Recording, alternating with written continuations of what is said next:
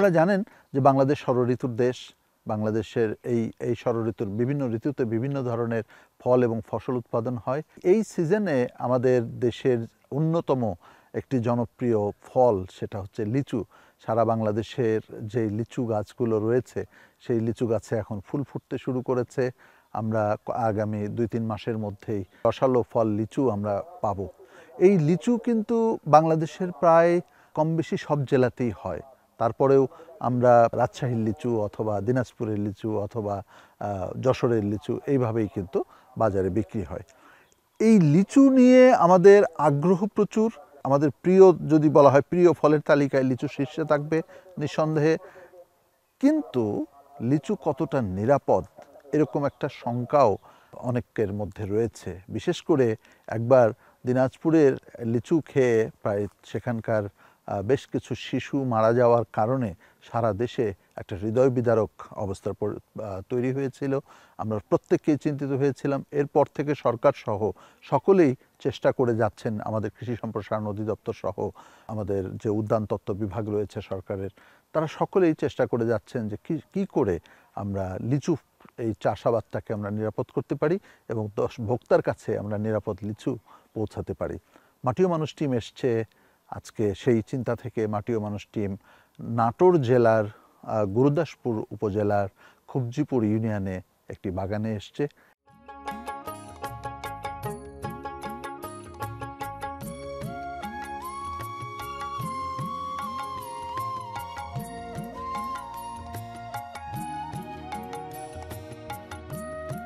আমি যতটুকু শুনেছি, আপনার বয়স কত হলো? আমার বয়স 90 বছর। 90 বছর এখন, আলহামদুলিল্লাহ। এবং 90 বছরে আপনি হাঁটা চলা ঠিকঠাক মতো করছেন, বাগান পরিচর্যা করছেন, ব্যবসা বাণিজ্য সামলাচ্ছেন। এখন ব্যবসা বাণিজ্য ছেলেদের হাতে দিয়েছি।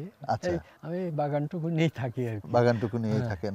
বাগানের মায়াই ছাড়তে পারেন না। বাগানের মায়া ছাড়তে পারেন না। খুব সুন্দর। বাগানটা কত বড়? বাগান প্রায় 20 বিঘার মতো। 20 বিঘার উপরে। আর এখানে লিচুর গাছ কতগুলো হবে? 302টা আছে। 302টা লিচুর গাছ আছে। আপনি তারপর নতুন করেও লাগাচ্ছেন, কিছু সম্প্রসারণও করছেন। হ্যাঁ, ওই যেখানে হয়তো একটা গাছ নষ্ট হয়ে গেল সেখানে আবার দিচ্ছেন। আচ্ছা, এখানে সাধারণত কি কি জাতের লিচু আছে? এখানে আছে মুজাফফর আছে, মুজাফফরি জাত, হ্যাঁ। চায়না থ্রি আছে। চায়না থ্রি, হ্যাঁ। আচ্ছা, এইটাই বেশি আর কি। এটাই বেশি আছে। এবং এই যে গুরুদাসপুর উপজেলা তো এখানে ধানের জন্যে, তারপরে মাছের জন্য আগে বিখ্যাত ছিল। এবং এই ফল ফসলাদি তো খুব পুরনো নয়। লিচুর বাগান করার কথা কেন ভাবলেন? লিচু ফল হিসাবে একটা সুপেয়, খেতে সবাই পছন্দ করে। আপনি নিজে পছন্দ করেন? আমি নিজেও পছন্দ করি। আচ্ছা, সেজন্য লিচু এবং আম দুটি ফল হিসেবে আমি পছন্দ। আম এবং লিচু। এবং আপনি আমের গাছও তো করেছেন? আমের গাছও করেছি, আমের বাগানও করেছেন। একটা কাঁঠাল গাছও করেছি। কাঁঠাল গাছ আছে। মাশাআল্লাহ, আপনি গাছপালা নিয়ে আছেন। তো এটা তো কিছুটা বাণিজ্যিকও বটে, তাই না? যদিও আপনার উদ্দেশ্য বাণিজ্যিক নয়, কিন্তু বছরে আপনি এই গাছগুলো থেকে কি পরিমাণ টাকা খরচ করেন পরিচর্যার জন্য, আর কি পরিমাণ টাকা আয় হয়?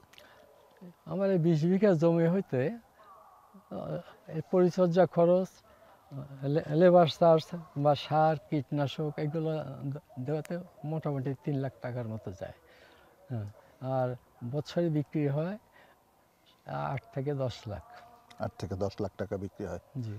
আচ্ছা, এটা তো বছর ভেদে একটু কম বেশি। বছর ভেদে কম বেশি হয়। কোনো বছর, গত বছর তো 5 লাখ টাকা মাত্র বিক্রি হয়েছে। তারপরেও আবহাওয়া খারাপের জন্য লিচু নষ্ট হয়ে গেল, সেজন্য তা আরো 1 লাখ কম দিয়েছে। আবহাওয়া খারাপ যখন বলছেন, তখন আবহাওয়া খারাপ জিনিসটা কি হয় আসলে? বৃষ্টি বাদলে নষ্ট হয়। বৃষ্টি যদি অকালে যদি বৃষ্টি হয় তাহলে পরে। আচ্ছা, শীতে কি কোনো ক্ষতি হয়? বেশি শীত পড়লে? বেশি শীতে ক্ষতি হয় না বেশি, কারণ আমরা তো আসলে এই ফুল আসে তো বসন্তকালে। তবে কুয়াশায় নষ্ট হয়। আচ্ছা, যখন ফুলের অবস্থা থাকবে না, সেই সময় কুয়াশা যদি খুব বেশি হয় তাহলে কিছু নষ্ট হয়ে যায়। এই বাগানের পরিচর্যা কি আপনি করেন? মানে আপনার লোকও আছে? লোক আছে, তারাও করে এবং তাদেরকে পরামর্শ আপনি দেন। স্থানীয় কৃষি অফিস কি আপনাদেরকে সহযোগিতা করে? এনারও আসে, মাঝে মাঝে এসে তারা পরামর্শ দেয়, বা আমরা যদি ওনাদের ডাকি তাহলে আসে। জি, আপনি তো 90 বছরের একজন যুবক।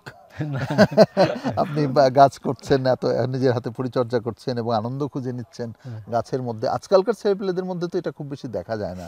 না, ছেলেপেলেরাও আসে, ওরাও মাঝে মাঝে এসে না, আমি শুধু আপনার ছেলের কথা বলছি না, আমি বলছি সাধারণভাবে তরুণ সমাজ, হ্যাঁ, তারা তো আজকাল গাছপালার দিকে খুব অত আগ্রহ বেশি নাই। ঝোঁক নাই। আপনার কি মনে হয় না এটা থাকা দরকার? না, পরিবেশের ভারসাম্য রক্ষার্থে এটা করা বিশেষ জরুরি আর কি। বিশেষ জরুরি। জি, আচ্ছা। এবং কারণ পরিবেশের ভারসাম্য রক্ষা তো করতে হবে, হ্যাঁ, নাহলে তো কারণ অস্তিত্ব থাকবে না। মানুষের অস্তিত্ব থাকবে না। জি, জি। এবং এই এই পরিবেশের ভারসাম্য বা গাছপালার সাথে থাকলে মানুষের অন্তরে একটা ভালোবাসা বোধই তৈরি হয়। হ্যাঁ, অন্তরে অনেকটা তৃপ্তিবোধ হয় আর কি। যখন বাগানে আসা যায় না, তখন বাজারে এই ফুল ফল চারিদিকে প্রাকৃতিক সৌন্দর্য দেখে বিমোহিত হয়ে সবাই আসে, অনেক লোক এই বাগান দেখতে আসে। আচ্ছা। হ্যাঁ, এবং সেটা দেখে আপনি আনন্দ পান। হ্যাঁ। যখন বিশেষ করে যখন লিচু লাল রংটা হয়ে যাবে না, তখন তো অনেক লোক আসে। আচ্ছা, স্কুলে কলেজের ছেলে পেলে বা আমার বন্ধু বান্ধবরা সবাই আসে দেখতে। আচ্ছা, আচ্ছা। বন্ধু-বান্ধব, আত্মীয়-স্বজনরাও আসে। আসে তো আপনার তো অনেক বড় পরিবার, ভরা পরিবার। মাশাআল্লাহ। জি, আমরা আপনার দীর্ঘায়ু কামনা করি। আপনি এই যে পরিবেশের ভারসাম্য চিন্তা করছেন এবং মনের আনন্দ খুঁজে নেওয়ার জন্য গাছপালার কাছে এসছেন, গাছপালা নিয়ে আসছেন, সেটা আমাদের তরুণ প্রজন্মের জন্য নিঃসন্দেহে খুব আনন্দের হবে, শিক্ষণীয় হবে। আমরা আপনার দীর্ঘায়ু কামনা করি। আমিও যে কতকটা আবার নতুন একটা প্রজাতি রামবুটান এসছে। রামবুটান, হ্যাঁ। জি, এইটারও অনেকগুলো গাছ, প্রায় 20টার মতো গাছ লাগিয়েছি। 20টার মতো গাছ লাগিয়েছেন। হ্যাঁ, আচ্ছা। রামবুটান। এখন কি ফল পেয়েছেন? না, ওটা ফল দেরি আচ্ছা, হবে। দেরি হবে, দেরি এটা হবে। আচ্ছা। ছোট আছে আর কি। জি, জি।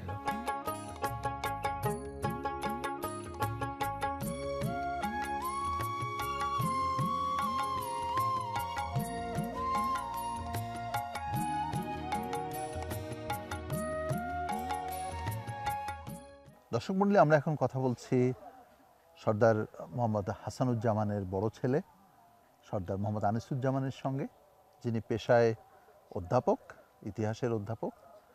আমরা তার কাছে এই বাগান সম্পর্কে এবং এই অঞ্চলের ফল এবং ফসলের সম্ভাবনা সম্পর্কে একটু জানবো। আনিসুজ্জামান, আপনাকে শুভেচ্ছা জানাই মাটি মানুষের পক্ষ থেকে। ধন্যবাদ। আচ্ছা, আমরা আপনার বাবার কথা একটু আগে শুনেছি এবং এই বাগান আপনার বাবা করছেন শখ করে, তো এবং মনের আনন্দে তিনি করছেন, তার এখানে আসলে ভাল লাগে। এবং তিনি একটা কথা জোর দিয়ে বললেন যে প্রকৃতির সঙ্গে থাকা, প্রকৃতির ভারসাম্য বজায় রাখা। তো তার সন্তান হিসেবে আপনি এই বাগানকে কিভাবে দেখেন? আসলে আব্বা যেটা বলছে একদম সঠিক কথা বলছে। কারণ আব্বা, আমরা অনেক আগে থেকেই দেখি যে উনি গাছ খুবই ভালোবাসে। যেখানে যে গাছটাই পাক সে গাছটা নতুন কোনো ফলের গাছ পেলে পরে সে নিয়ে এসে লাগায়। পরবর্তীতে সে গাছ কি ফল দেবে, কতটা লাভজনক হবে, ওইদিকে সে তাকায় না। আমি এক বাক্যে এই কথাটাই বলবো, সে একজন গাছপ্রেমিক। যে লিচুর বাগানের পরিচর্যাটা তো আপনাদের লোক আছে, তারা করছে, আপনার বাবা এখানে দেখাশোনা করছেন। তো সাধারণত আপনি কি জানেন যে কি ধরনের সমস্যা লিচু বাগানে বেশি হয়? লিচু বাগানের সমস্যা বেশি হয় হচ্ছে, আপনি যদি এই ফুলটা আসার পর গুটি আসার আগে যদি আপনি যদি সঠিক সময় যদি ওষুধটা না প্রয়োগ করতে পারেন, তাহলে এক ধরনের পোকা আছে, সেই পোকাগুলো ফলটা যখন দিয়ে করে দেন, মানে আমরা গ্রাম্য ভাষা বলি যে চাটলে পারে ফলটা থাকবে না। আচ্ছা, অতএব এক্ষেত্রে ঝরে যাবে। এক্ষেত্রে সঠিক সময় বিষ প্রয়োগ করতে হবে, সঠিক সময় সেচ দিতে হবে, মাটিতে সেচ দিতে হবে, এমনকি সার প্রয়োগ করতে হবে। তবেই একটা ভালো ফল বা লাভজনক কিছু আশা করা যেতে পারে। কিন্তু বিষ প্রয়োগ তো বিপজ্জনক না? প্রয়োজন বিপজ্জনক, কিন্তু প্রকৃতির সাথে যখন আমরা যুদ্ধ করতে আসলে এই ফলগুলো পারে না। কারণ আমাদের কীটনাশক না ব্যবহার করলে এত পরিমাণ পোকা উপদ্রব বেড়ে গেছে, কীটনাশক ব্যবহার না করলে পরে হয় না। তবে হ্যাঁ, এটা তো মানে যখন মানে খরালির সময় যেটা বলি আমরা, প্রচণ্ড রোদ হলে পারে তখন তো স্প্রে করতেই হবে, তাছাড়া তো ফলগুলো ঝরে যায়। তখন পানি সেচ দিতে হবে, উপরে পানি স্প্রে করতে হয়, উপরেও পানি স্প্রে করতে হয়। করতে হয়। সুতরাং সেচ ব্যবস্থাপনাটা উপরে এবং নিচে, সেটা লিচুর জন্য খুব জরুরি। আচ্ছা, লিচু চাষ কি লাভজনক? নিঃসন্দেহে লাভজনক। আচ্ছা। নিঃসন্দেহে আপনি একটা গাছ থেকে তো আপনি যদি ফল ধরে, একটা গাছে ফল ধরলে, এই একটা গাছে ফল ধরলে আপনার 10,000 ফল ধরবে। আচ্ছা। আপনি যদি 1 টাকা করে, যদি 1 টাকা করে পাবেন না, আপনি 3 টাকা করে 2 টাকা করে যদি বিক্রি হয়, তাহলে 20,000 টাকা একটা গাছে আছে। এক বিঘা জমিতে 20-22টা গাছ থাকে। সেই হিসাব করলে পরে এটা নিঃসন্দেহে লাভজনক। বাজারের কোনো সমস্যা নাই তো? না, বাংলাদেশে লিচু বাজারের কোনো সমস্যা নেই। এখানে আমাদের পার্শ্ববর্তী এখান থেকে 2 মাইল দূরে একটা বিশাল বড় মোকাম গড়ে উঠছে। ঢাকা থেকে অনেক পার্টি আসতেছে, সেখানে এসে প্রতিনিয়ত তারা কিনে নিয়ে যাচ্ছে লিচু। বাগানে এসে কিনে নিয়ে যাচ্ছে। বাগানগুলো Already তো কন্ট্রাক্টে তারা আপনি কেনে। যদি পাতা বিক্রি করতে চান বাগানে পাতাও বিক্রি করতে পারবেন, যদি গুটি বিক্রি করতে চান গুটিও বিক্রি করতে পারবেন। আচ্ছা আচ্ছা। হুম। পাতা কেন বিক্রি হবে? পাতা হচ্ছে তারা লাভজনক মনে করতেছে যে আমি আচ্ছা। পাই, যখন একটা গাছে একটা বাগান এসে যখন তারা পাতা কেনে, গাছের পাতা কেনে, তখন হচ্ছে সে বাগানটা হচ্ছে কম পয়সায় পায় একটু। ও মালিকেরও রিস্ক কম থাকে, আচ্ছা যারা কিনে তাদেরও রিস্কটা থাকে বেশি। আচ্ছা। এই জন্য একটু ফুল আসার আগেই তারা ফুল কেনে। আসার আগেই কেনে, যে ফুল আচ্ছা। আসবে কিনা তার পরবর্তীতে ফলটা রাখতে পারবে কিনা এটা ইয়ে করে। অনেক আপনার- অনেক অনেক উদ্যোক্তা তখন তারা মনে করে আমি আচ্ছা ছেড়ে দিই। হ্যাঁ, তার তার পরিচর্যায় চলে তার যায়। পরিচর্যায় চলে জি, যাক। জি, ঠিক আছে। সেক্ষেত্রে তো আপনাদের এই বাগানটা তো মোটামুটি লাভজনকভাবেই চলছে ইনশাল্লাহ। আলহামদুলিল্লাহ। আচ্ছা, জি, ঠিক আছে। তো আপনি কি আপনার সন্তানদেরকে নিরাপদ লিচুই তো খাওয়াতে চাইবেন নাকি? অবশ্যই আচ্ছা। অবশ্যই। আমার একটু আপনার কাছে অনুরোধ রইল যে আমরা কৃষি কর্মকর্তাদের সাথেও কথা বলবো যে কিভাবে নিরাপদ লিচু উৎপাদন করা যায়। হ্যাঁ, আমরা জানি যে শুরুর দিকে আপনি ওষুধ প্রয়োগ করলে পরে ওটা হয়তো যখন আমরা খাই তখন হয়তো অতটা নাও থাকতে পারে তার ক্ষতিকর প্রতিক্রিয়া, কিন্তু আপনি পত্রিকায় দেখে থাকবেন যে বাংলাদেশে একবার দিনাজপুর অঞ্চলে লিচু খেয়ে 13 জন শিশু মারা গিয়েছিল। তো এই ধরনের ঘটনা যাতে না ঘটে, কেউ যাতে আমরা সবাই যাতে একটু বিষ ছাড়া ভালো খাবার খেতে পারি, নিঃসন্দেহে, কারণ সেটাও একটু চেষ্টা করা দরকার। একটা সময় ছিল, কারণ বড় বড় গাছগুলোতে আগে আমি আমার বাড়িতে একটা গাছ আছে, আমি ওই গাছটার পিছনে এত যত্ন নিতাম না আগে, কিন্তু ফল আমরা ঠিকই পাইতাম। কিন্তু বাণিজ্যিক ভিত্তিক করতে গেলে আসলে তো আমরা চাইবই যে একটু বেশি থাকুক। তারপরে আমাকে এটাও চেষ্টা করতে হবে নিঃসন্দেহে, যাতে আমার এই বিষ প্রয়োগের ক্ষেত্রে যাতে অন্য কারোর কোনো ক্ষতি না হয়, এটা নিঃসন্দেহে আমাকে মাথায় রাখতে হবে। এই জন্য হয়তো যতটা না করলেই নয় ততটা তো করতে হয় Right. আসলে। লোভ এবং লাভের একটা ভারসাম্য ভারসাম্য রাখতে হয় রাখতে এটা। হবে। জি, অনেক ধন্যবাদ আপনাকে। আপনাকেও ধন্যবাদ।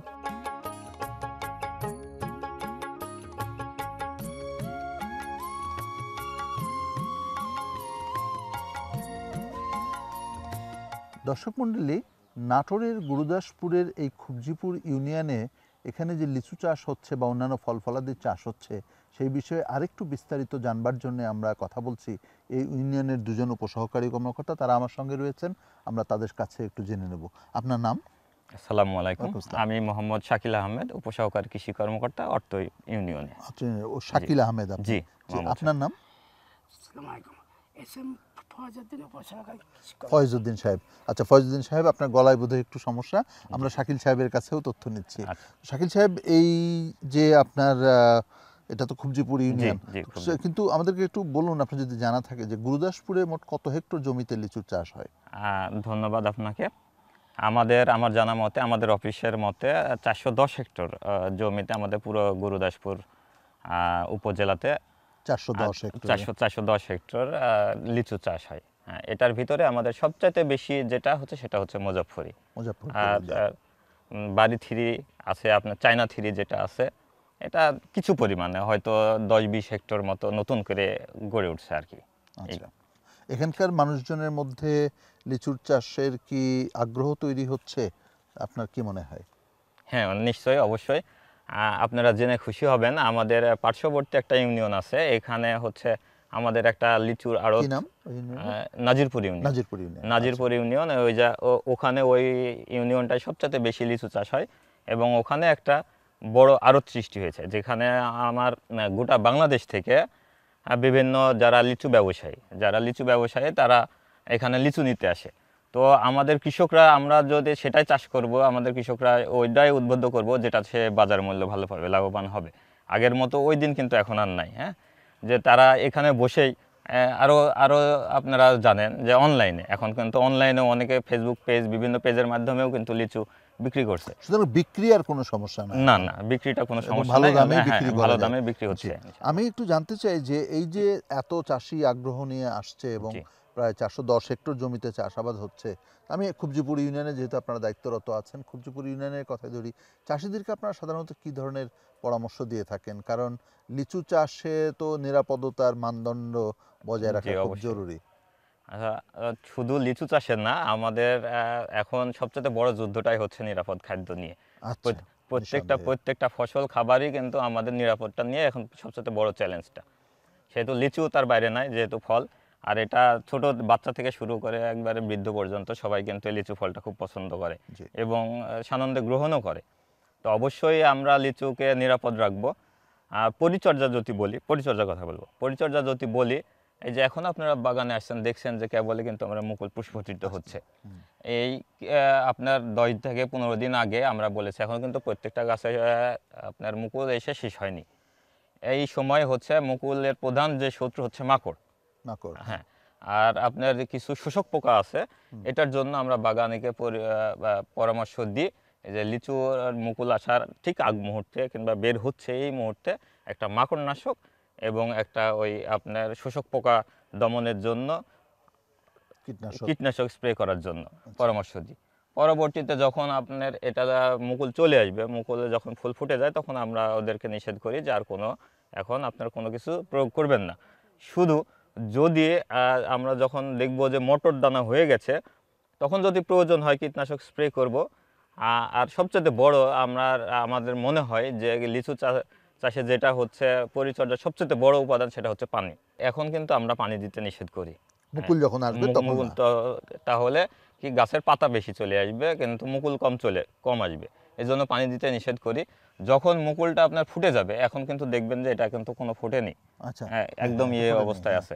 যখন মুকুলটা ফুটে যাবে, ফোটার পরে দানা বেঁধবে, আমরা যেটাকে বলি মটর দানা, সব ফলের ভাষাতেই মটর দানা বাঁধবে, তখন আমরা বলি যে জমিতে সেচ দিতে। কিন্তু তখন হচ্ছে আপনার বৃষ্টি প্রায় চলেই আসে, 2-1 বার চলেই আসে। পরবর্তীতে যখন দেখবেন যে অতিরিক্ত রোদের তাপ হয়ে গেছে, তখন কিন্তু পানির খুব একটা টান পড়ে লিচুর জন্য। তখন আমরা বলি যে জমিতে যদি প্রচুর পরিমাণে সেচ দিই সেই সময়টায়, তাহলে জমিতে প্রচুর পরিমাণে সেচ দিলে এই সেচের মাধ্যমে তখন কিন্তু গুটিটা কেটে যাওয়ার একটা প্রবণতা থাকে। এই জন্য আমরা বলি আপনারা ধোঁয়া আকারে কুয়াশার মতো তো আপনার লিচুতে স্প্রে করার জন্য, পানি স্প্রে করার জন্য বলি উপরে, জি, প্রতিটা লিচুতে। তখন আমরা জমিতে সেচ দিতে নিষেধ করি, তখন বলি যে আপনারা মুকুলে স্প্রে করেন, গুটিতে স্প্রে করেন। আমরা জমিতে তখন যদি সেচ দিই, তাহলে লিচুর এই দানাটা আবার নষ্ট হয়ে যেতে পারে, কেটে যেতে পারে, ফল ধরার প্রবণতাটা বেশি দেখা দিতে পারে। এভাবে আমরা তাকে সেচ দিতে বলি। তারপরে ফল বড় হওয়ার সঙ্গে সঙ্গে পর্যায়ক্রমে কিন্তু তারপরে জমিতে সেচ দেওয়ার প্রয়োজন হয়। বাগানে হচ্ছে যদি আগাছা রেখে দিই এবং গাছের যদি পুরাতন পাতা এবং ডাল এইগুলা যদি অপসারণ না করি, তাহলে কিন্তু ওই পোকাগুলো তার বংশ বিস্তারগুলো পর্যায়ক্রমে বাগানের আশেপাশে করতে থাকে। এই জন্য আমরা চাষিকে সবচেয়ে যেটা বলি যে সবসময় পরিষ্কার পরিচ্ছন্ন জমিতে আগাছা মুক্ত রাখতে হবে। পোকা নিরোধের জন্য যে ফেরোমন ট্র্যাপ বা অন্য যে সকল জৈব এগুলো কি ব্যবহার করা? হ্যাঁ, এটা তো আপনার ফল আসার পরে। আগে থাকতে আমরা যে তাদেরকে এটা বলি, সেটা হচ্ছে বাগান পরিষ্কার রাখার জন্য, বাগান পরিষ্কার প্লাস গাছ পরিষ্কার। তার পরবর্তীতে যে ফেরোমন ফাঁদগুলো আছে, এগুলো আমরা ব্যবহার করতে বলি। আর আমি আরেকটু কথা আপনার সঙ্গে যোগ করতে চাই, যেমন নিরাপদ খাদ্য। আমরা যদি কীটনাশক প্রয়োগ করি, তাহলে যে আমার লিচুটা যে অনিরাপদ হয়ে গেল তা কিন্তু না, যদি আমি সময় এটার একটা প্রত্যেকটা কীটনাশকের একটা লিমিট আছে, যে এতদিন পূর্ব পর্যন্ত। যেমন লিচুতে সাধারণত ইমিডাক্লোরোপিড বেশি ব্যবহৃত হয়, এটা 7 থেকে 14 দিন পর্যন্ত এর লিমিট আছে, যে এর মধ্যে আমরা ফল সংগ্রহ করতে পারবো না। তো আমরা সাধারণত যখন লিচু পেকে যায়, তখন আর কীটনাশক ব্যবহার করা লাগে না। ওই দেখবেন যে একটা হচ্ছে লিচুর আমাদের প্রধান একটা রোগ আছে, উপরে কালো হয়ে যায়, চামড়াটা কালো হয়ে যায়, তখন লিচু ঝরে যায় কিন্তু, অ্যানথ্রাকনোজ যেটা বলি। অ্যানথ্রাকনোজের জন্য আমরা হচ্ছে টিল্ট, এটা হচ্ছে প্রপিকোনাজল গ্রুপ, তাই না, প্রপিকোনাজল গ্রুপটা দিতে বলি। যেহেতু ছত্রাকের আক্রমণ, সেহেতু আমাদের এটা ছাড়া কোনো উপায় নাই, আমাদের ছত্রাকনাশক স্প্রেতে যাইতেই হবে। তুতে বা এগুলো দিয়ে বা নিম দিয়ে কোনো কাজ হবে না? না, ওইটা আপনি যখন হবে তখন আমাকে যাইতেই হবে। আচ্ছা, কিন্তু ওইটা আমি দেওয়ার পরে আমি যদি 20 দিন পরে যদি আমি ফলটা হারভেস্ট করি, তাহলে আমার কিন্তু ওখানে কিন্তু আমার আর কোনো কীটনাশকের অবশিষ্ট অংশ থাকলো না, তাহলে ফলটা নির্দ্বিধায় নিরাপদ হয়ে গেলেন।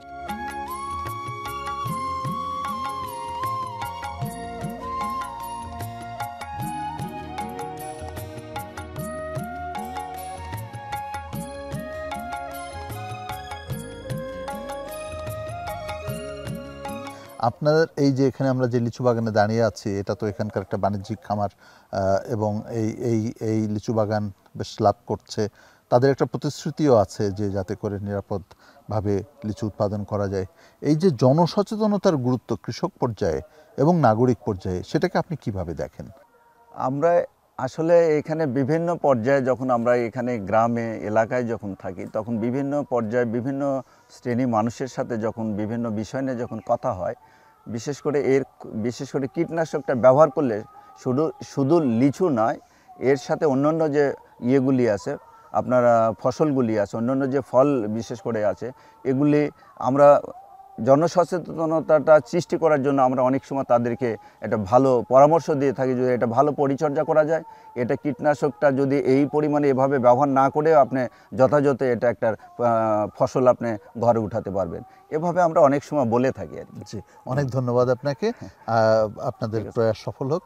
আপনাকে মাটি ও মানুষের পক্ষ থেকে শুভেচ্ছা। ধন্যবাদ।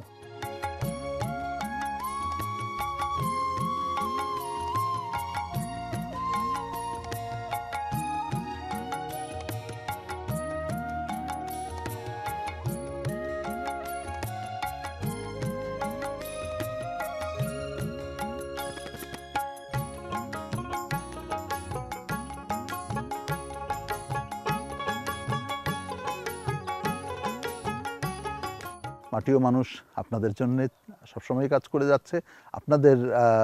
আপনাদেরকে সঠিক তথ্যটা দেওয়া, কৃষক ভাইদেরকে সঠিক তথ্য দিয়ে ক্ষমতায়িত করা, সেটাই আমাদের প্রচেষ্টা। আপনারা সকলে আমাদের সঙ্গে থাকুন। আপনাদের সকলকে ধন্যবাদ জানিয়ে শেষ করছি আজকের পর্ব। আশা করি আমাদের আগামী পর্বেও আপনারা আমাদের সঙ্গে থাকবেন।